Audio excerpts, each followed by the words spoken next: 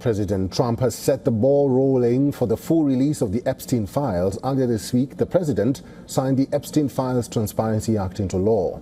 The law compels the U.S. Department of Justice to release all federal files on the disgraced financier and convicted sex offender, the late Jeffrey Epstein, within 30 days. The ball is now in Attorney General Pam Bondi's court, while Bondi has confirmed that the DOJ will release Epstein-related material within 30 days. She has refused to commit to releasing all the files within that time frame.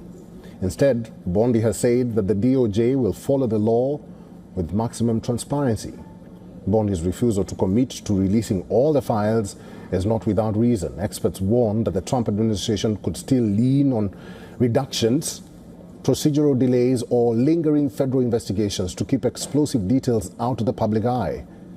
Here are 5 scenarios that could play out next with the files. The first scenario is quite straightforward. The DOJ releases all the Epstein files.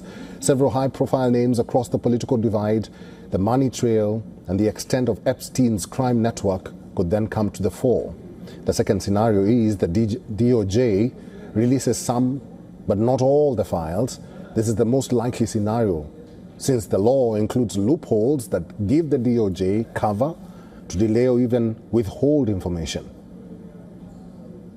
Now, that withholding of information is based on active investigations and national security.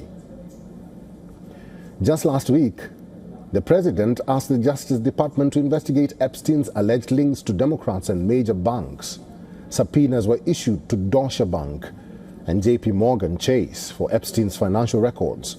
The ongoing probe could be used as a smokescreen to withhold sensitive and explosive material.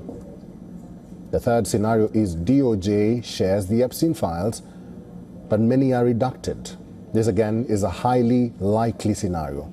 The Justice Department can release the documents with reductions in a bid to withhold classified information. This includes any information that would jeopardize an active federal investigation or prosecution, but the law mandates that the Justice Department must send Congress a report that lists all the categories of records released and withheld, as well as any reductions made and the legal reasons for doing so. The DOJ is also compelled to share a list of all government officials and politically exposed persons named or referenced in the released material.